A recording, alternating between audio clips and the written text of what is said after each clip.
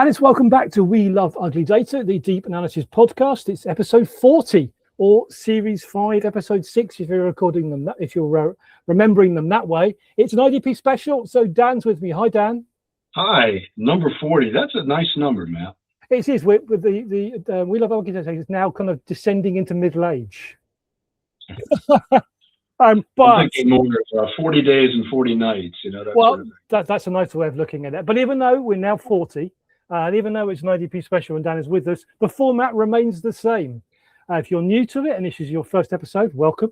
The format is 3 topics and 30 minutes and roughly 10 minutes a topic. We always overrun. I try and keep to it. I do actually have a stopwatch running, so it's not really anyone's fault other than me if we overrun. It's just sometimes we get into an interesting discussion, and I'm sure we will today.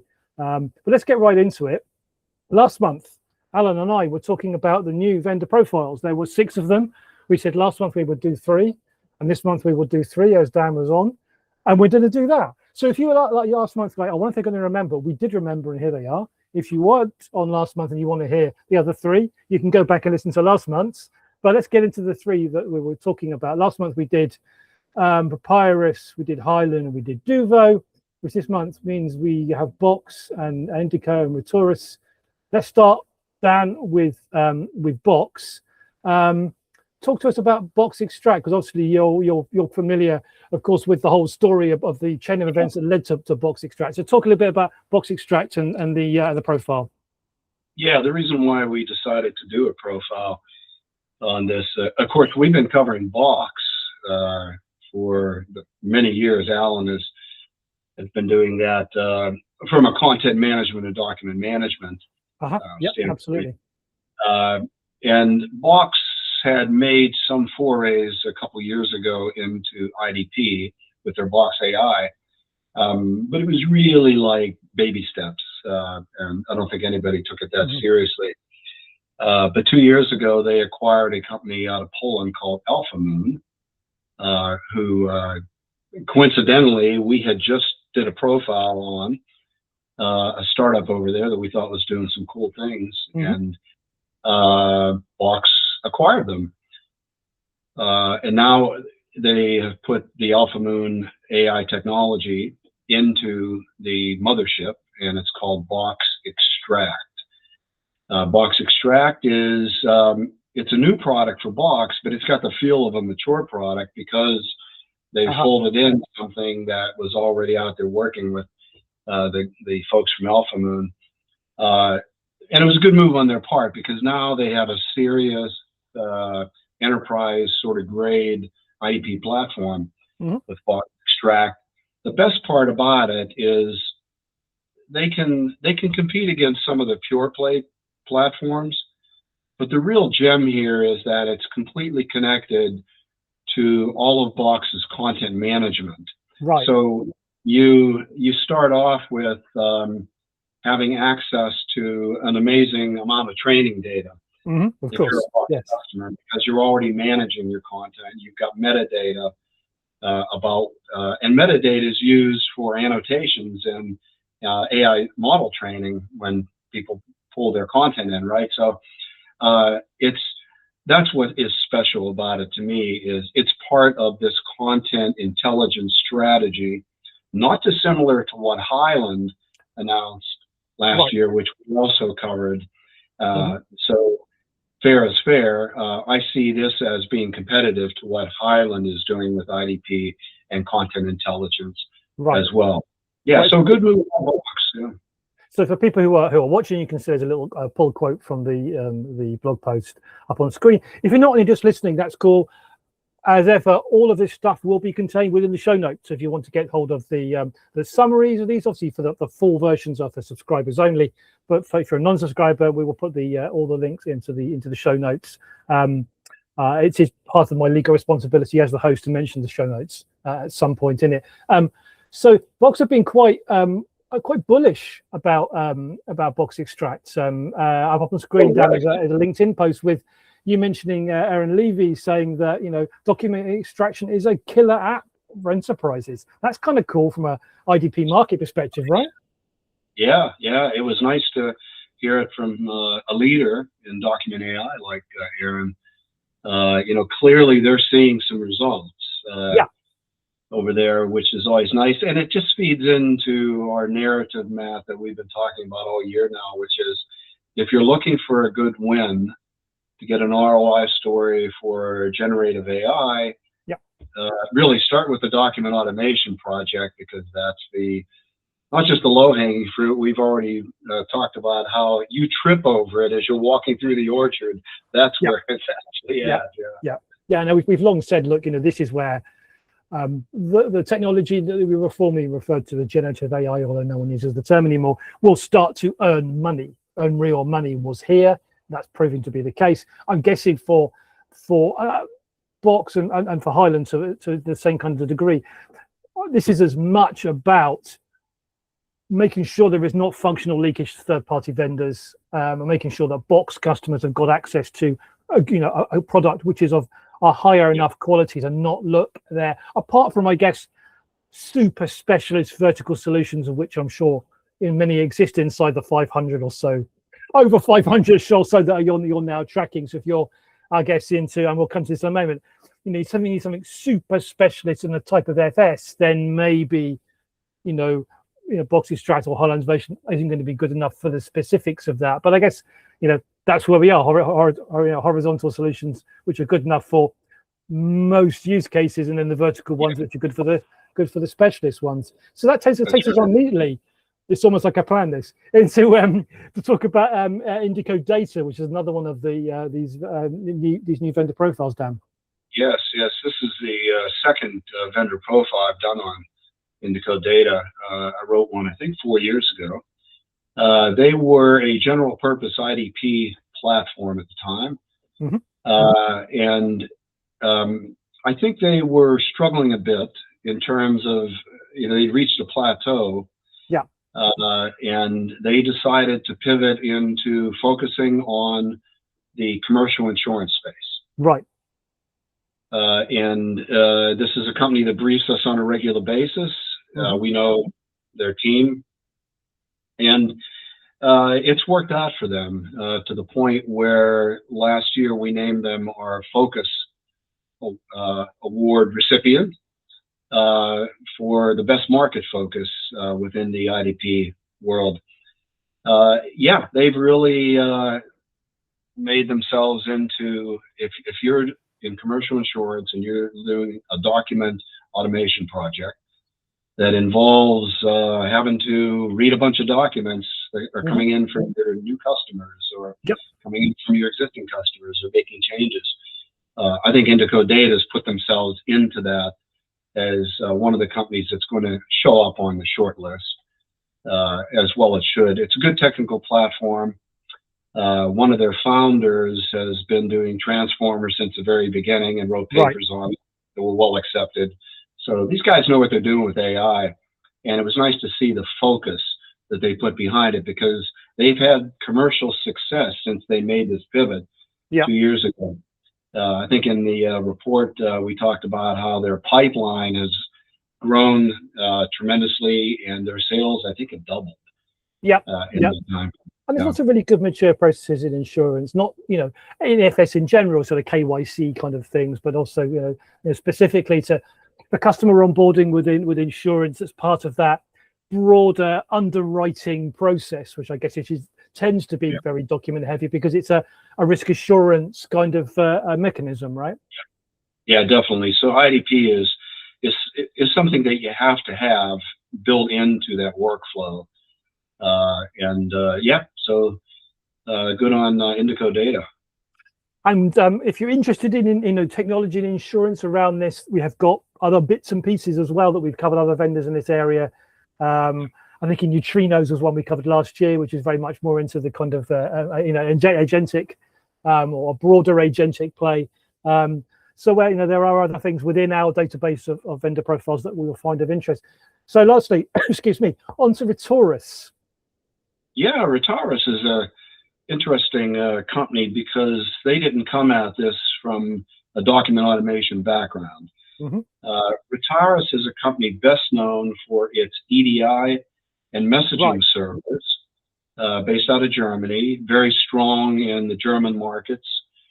and also quite competitive in France, and now reaching out into the US and other markets as well. They're a classic example of a company that's been transmitting documents all the time. Right. Yeah. For their clients through messaging platforms, and also they have one of the world's leading fax platforms, which, as we found out in our IDP research last year, is still a thing. And it's still the exchange format for lots of markets, particularly in health insurance in Germany and obviously North America.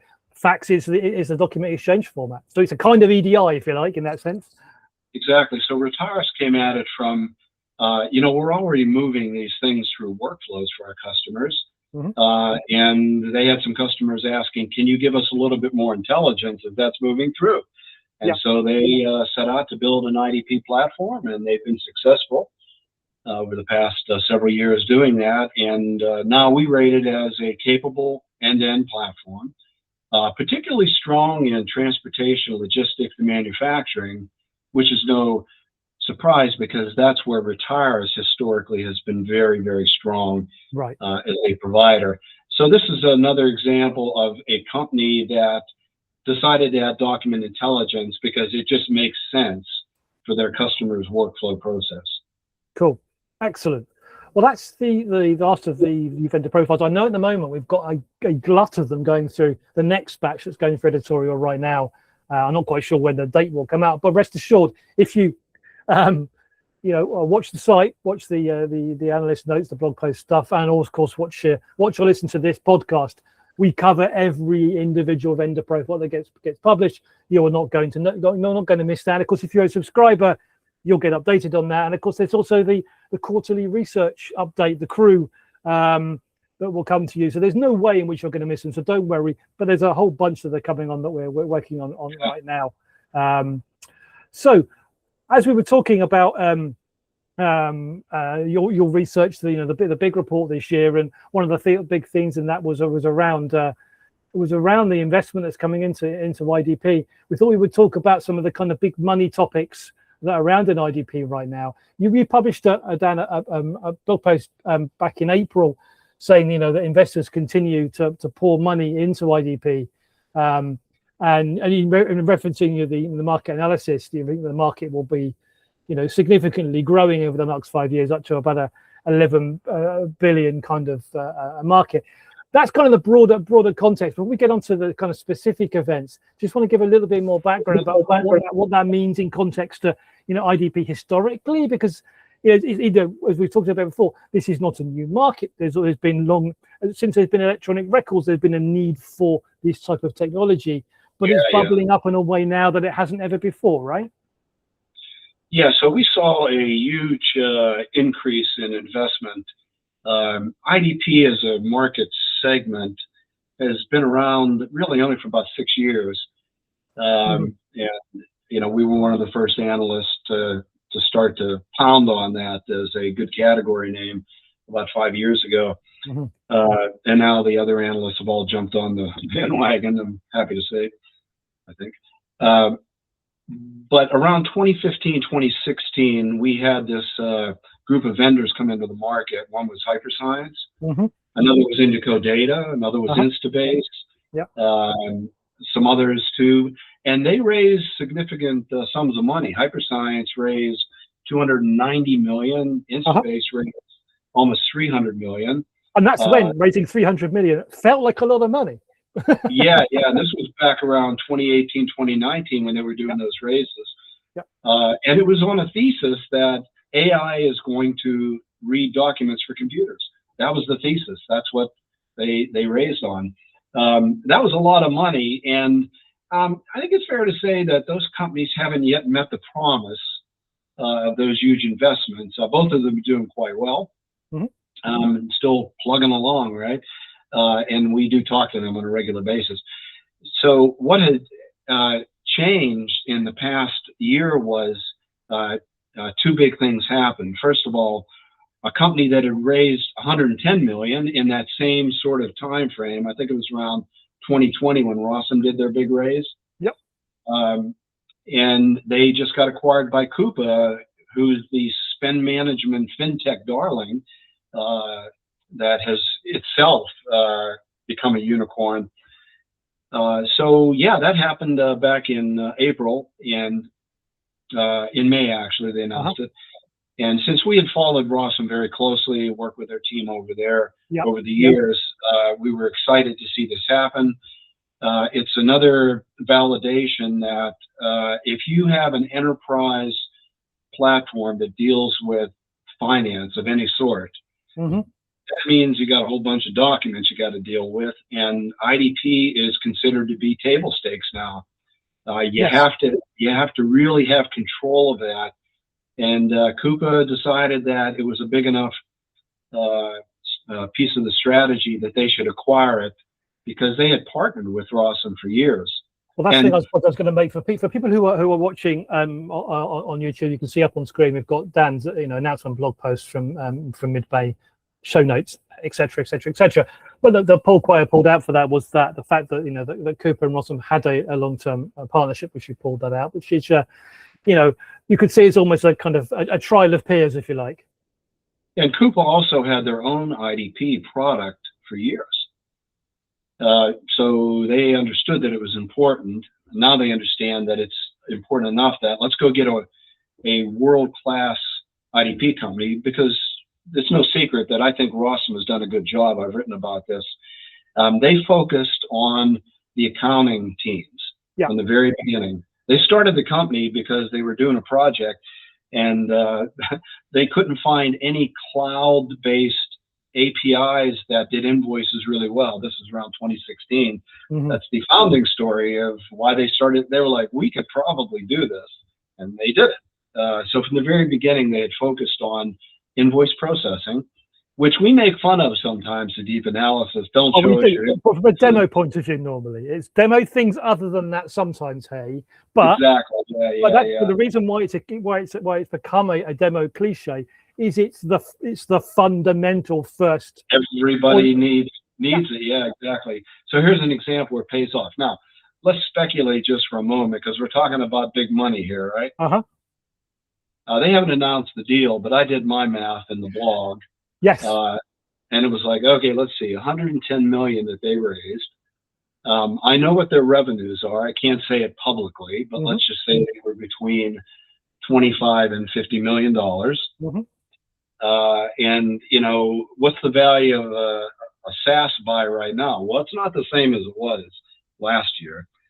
But this is a company that's profitable and they're growing fast at a good space. So we can assume that 6x is not really a stupid number, right? 6x revenue. So knowing all that, that means that the price could have been 350 million. Sure. Yes, but I'm just speculating on that. I don't have any insight. Which is not a terrible exit for the money that was already in there. We don't know the preference, the terms and preference of those exits, but everybody can go away going, well, it's a nice exit that we can put a PR on. Yeah, that's a good solid exit if you ignore the AI bubble. Yeah, if you ignore the AI bubble. So let's go.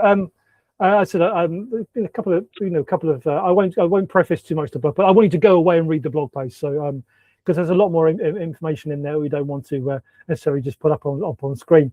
But the other side of that is something else you published also, mate, about Reducto, which is a very fast growing startup who's also raised big Series A and Series B rounds. So talk to us a little bit about what's going on with Reducto and what makes them notable then. Yeah, so Reducto is one of the startups that came into the market just purely based on LLMs. Right. So yeah, they are post-transformer. Yeah, that's right. We call it the fourth wave in our little IDP history. So Reducto right now is a star of the class, they're head of the class for the fourth wave. So what's interesting about that is that's the first big raise I've seen from that generation of companies.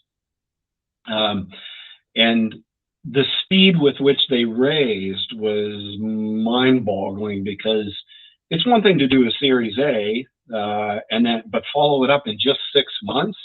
with a Series B that valued the company, and this isn't public information, this is just speculation again, from good sources, that the Series B valued them at $600 million. Right. Now thinking about it, I'm sorry, I got to get my numbers mixed up. Yeah, 600 million. 600 million. So, yeah, over $500 million, which is a good start for a company that had only been in business for less than 12 months when they did and these. Series A is very much the early stage of expansion capital. Series B really is the big expansion round. Series A is the kind of, well, you've proved it worked. Let's get into a little bit more of a kind of production setting. So to be valued at 600 at the point when you're only just raising the money to really expand suggests that the people putting the money in thinks this has got real legs to go 5-10x beyond that, right?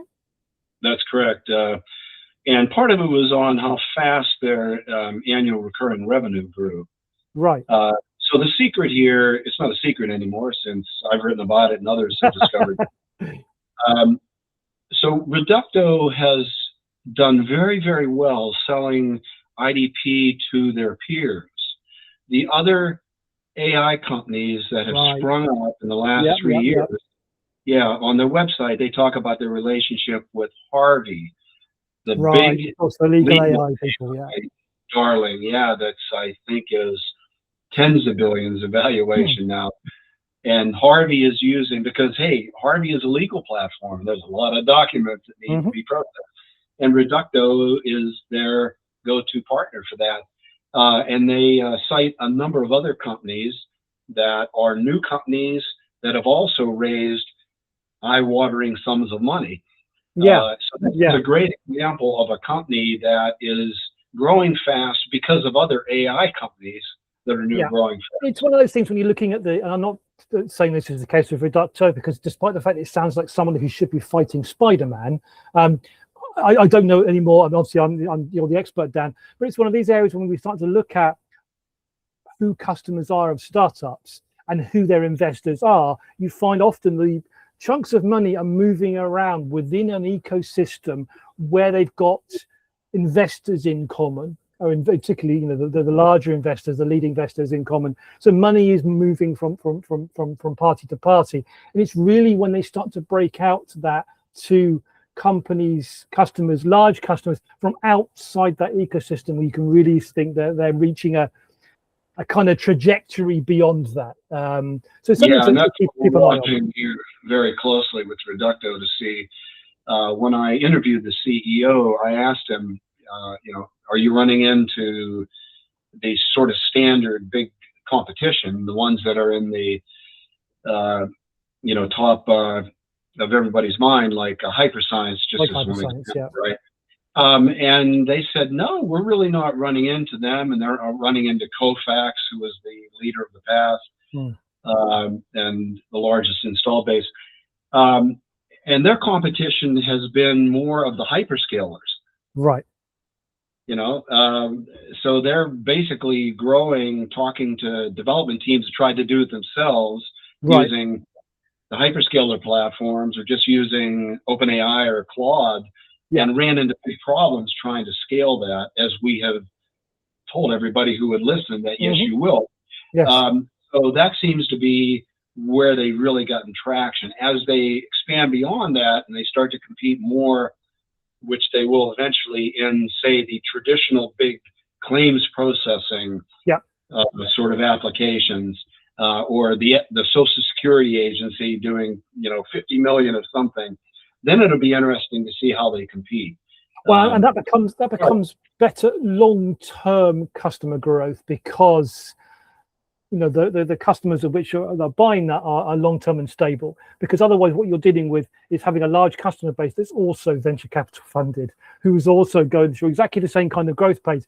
And it's good to have those logos, and it's good to have that income, but they aren't necessarily companies which are coming to you with established 50 or 100 years ago, who've got a long-term stable ability to manage customer relationships. So it's a different type of logo to see on the NASCAR slide when you're looking at those big financial institutions. So that's something for us to watch. They're cashing the checks, Matt. So it's real money in the bank. It's real money. So let's move on from that and go from a long-term institution who's very cash rich, and that's the Catholic Church, which feels like a big pivot, but it's not necessarily as big a pivot as you might think of. But you know, the Catholic Church, fun enough, is a big long-term institutional investor in tech, which people might not know. But that's not what we're coming to talk about. We're coming to talk about actually how the current Pope, and in one of his a big encyclical letter, which is one of these big sort of thought leadership things, I guess you can do, that the Pope does every now and again, has written something big on AI. It's a major white paper. You know, it's a major white paper. Well, it's nearly 50,000 words long, right? It's much longer than you know. It's bigger than the average Magic Quadrant. It's bigger than your IDP report, I'm guessing, or certainly around that kind of a number of words. But so talk to us a little bit about this and why you were particularly interested in it, Dan. Oh, well, it came on my radar because the Pope stepped into our world. He walked into our. You know, they talk about swim lanes. You know, we should stay in the swim lane. Well, he just, you know, imagine him as like the largest person ever to jump in a 10-lane swimming pool, right? He just went across everybody's lane by jumping into the fray here.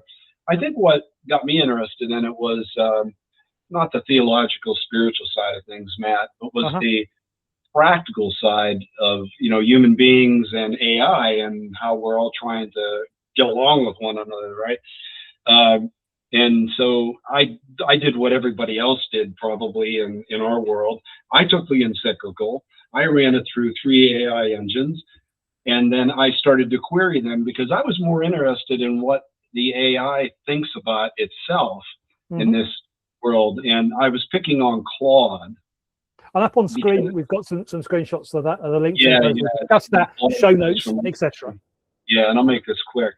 I was picking on Claude only because the Pope chose somebody from Anthropic to be on his advisory team. Yes. And I thought, okay, well, I'll ask Claude what it thinks about it. And Claude made the classic LLM. They're not aware. They're not sentient. Okay. They repeat things that they were trained on. But it made that classic boneheaded move when I asked it a question about us versus them. And then Claude decided to identify as we with the humans, which they tend to do. And I called it out on that and said, why are you including yourself in that? And it came back and said quite diplomatically, that's exactly what the Pope's warning about right there. Yep. Yeah, and just go back on the previous game. One of the areas I've not read that. I admit I have not read the whole of the encyclical on this, but it's kind of interesting when I went through the table of contents, which I certainly scanned, and I got up on the screen there. Is that it's a big chunk on responsibility, transparency, and the governance of AI, which is kind of interesting because it's something that we've talked about. In fact, one of our innovation awards last year was Lattice Flow, who are a European-based governance platform. Governance is something which actually hasn't really reached a critical mass yet amongst AI customers, but the Pope's in early. And funnily enough, actually, this was published a few weeks before Gartner published their first Magic Quadrant on AI governance platform. So you can say where the Pope leads, Gartner follows in this respect. Although that's they're not in competition, to be fair. I don't think that's where the Pope is taking. No, but let's just acknowledge the Catholic Church as an institution has more history at governance than any other institution. And then, what does that have to do though with AI governance issues that are going on, Matt? What do you see? Well, I think what's interesting is that governance is an area that isn't very exciting, but we know is necessary. And there's been an awful lot of heat at a vendor level talking about building governance into AI platforms, which isn't very exciting for customers. What is exciting for customers, which is a kind of almost a parallel issue to the government, is cost management and governance policies around it. And what I'm hearing from customers, what's actually driving, funnily enough, the adoption of governance policies is getting scared about spend. And we've heard these stories where you don't know whether they're confessions or whether they're boasts to kind of quote that famous scene from The Big Short, where companies are saying, hey, you know what, we burnt our entire development budget in a year, for the year, in 3 months on tokens. And like, aren't we clever? I'm not sure how that counts as being clever, but what it does is it tends to scare customers who haven't done that whole crossing the chasm yet, who are still quite early in, to go, well, we wouldn't be able to cope with that. We need to have policies that help us make sure that we're not going to do that, because that would bankrupt us, right? So even though they're not thinking about AI governance in the way that AI governance platforms have done, the first thing they're thinking of, well, we need to have policies around spend, which puts us somewhere between governance platforms and, funnily enough, because we were talking about Cooper earlier on, spend management platforms and the cloud management platforms, who went through this cycle with, you know, unpredictability of AWS bills maybe 15, 20 years ago, when that moving the workloads things first happened. So we're at the nexus points of almost 3 technological waves. And right now, there really aren't the kind of platforms that customers are starting to ask for, which is, no, don't tell me what my spend is today. Don't tell me what my spend was last week. I'm interested in that because, of course, I need to pay those bills. What I want is something you can intermediate here, to look at what I'm doing, to look at the tokens that I'm burning, understand what's going on in the market, and actually manage that piece of arbitrage here as a piece of kind of spend control within these financial boundaries that us as a company want. And right now, I don't think those things are really there yet. Yeah, I agree. So, yeah, very quickly, because governance is supposed to be about a number of issues. Number one is legal. Yeah, of course. And well, compliance with government laws is legal, right? But very quickly, as is always been the case with governance in my long history working in the ECM world, is it starts off with ROI, which is risk of incarceration. As the driver, and which has also moral sort of issues around, you know, be good, don't be evil, like Google. Well, this is why surely where the Pope comes in. That's where the Pope comes in, but it very quickly gets shifted by the CFOs into, I don't care about that, right? This is a hard cost issue we're dealing with here. So if you can solve that with this new platform, then yeah, you can go buy that governance platform, but just show me that you're going to keep the cost of AI under control. Because compliance is always a cost issue, right? Because ultimately, breaking the law doesn't very often, in this sense, result in people going to jail. What it does result is in people losing their jobs because of fines. And as we know, with things like fines around GDPR are always being particularly onerous at their very max.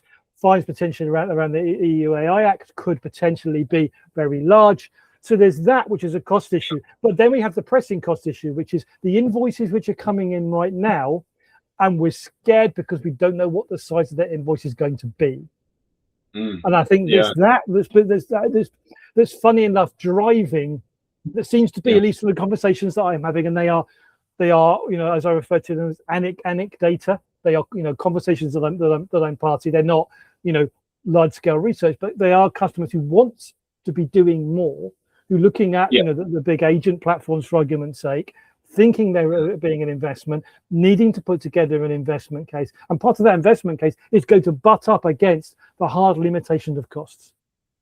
Yes, it will. So quickly, every vendor that I talked to in the past 6 months is aware that their customers want them to be able to predict, simulate in advance how much it's going to cost me in tokens to run that process through before they actually go and spend the money to do it. Yeah. So it's becoming, I think, every vendor in the process automation space, be it the document automation or the process automation vendors that you cover closely, they all have to have a simulator that they can show their customers that's credible, that says, if you do this way, it's going to cost this much. But you know what? If you don't do that branch and you do this instead, you'll get the same result, but it'll cost less. Yeah. And give the customer a choice of, because once that agent starts running, we were just kicking this around, right? Once the agent starts running and you give it autonomy, if it's Claude, it's going to go off on all these rabbit holes because it's reasoning and it's thinking I'm doing the right thing out here in order to achieve my goal. But there's an unknown level of inference tokens that are going to get burnt. Oh, well, absolutely. Yes. So yes. I think the customers just simply want to know before they buy, they want to know what's the lifetime cost of this. Yeah. Well, and it's not just the customers, Dan. I mean, if you're a customer, you're asking an IDP vendor to estimate costs, that's an absolutely realistic thing to ask for a vendor. Vendors are having to hedge here quite heavily because they don't know, beyond a certain contractual inference that they have, where their costs are going to be in 12 or 18 months' time, because we're at this critical point where we've got, the two dominant companies, the model providers in Anthropic and OpenAI, who are in the S1 process at the moment, although they're both confidential, who are having to actually prove what their running costs are to the people who are underwriting their IPOs right now. They're all in the pre-roadshow period. So they're having to hedge around a little bit to go, at what level can we pitch our cost base to institutional investors to successfully IPO? And who's going to bear the cost of that ultimately? It's going to be people buying the inference, which is customers at one end, but in the middle are vendors buying and selling that inference to run their IDP products and products, aside that who are using it. So it's a big web of hedging on costs, right? This is one of the biggest risks of the ROI stories right now that look really good for IDP. I've asked the vendors, so are you worried that token costs are going to go so high that your customers will just turn you off? Yeah. And, they kind of hem and haw that, like, well, that's not our problem because we're multi-model. The customer can switch models. That's, that was never the way it was. Now it is.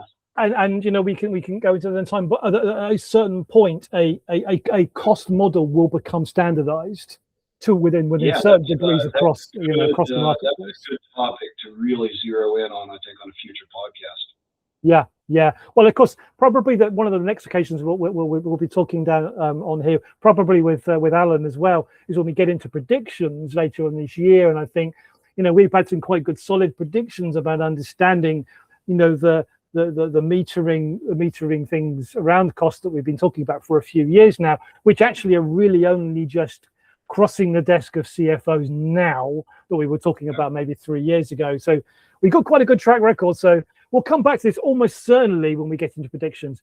But we need to call it a day for this IDP special. Dan, thanks ever so much for joining us again. Hey, my pleasure. Always enjoy just the chats that we have. I don't care if anybody's listening. Matt and I are just working things out here, Well, I assure you, some people are listening. As I always say, the IDP ones are the most popular ones that we do, aside from the innovation awards and predictions at the end of the year. Basically, when Dan's on, it's popular. Next time, there'll be 3 slightly less popular topics with myself and Alan, and 30 minutes to discuss them in. Thank you for joining us, and we will hopefully see you next time. Thank you. Stay cool.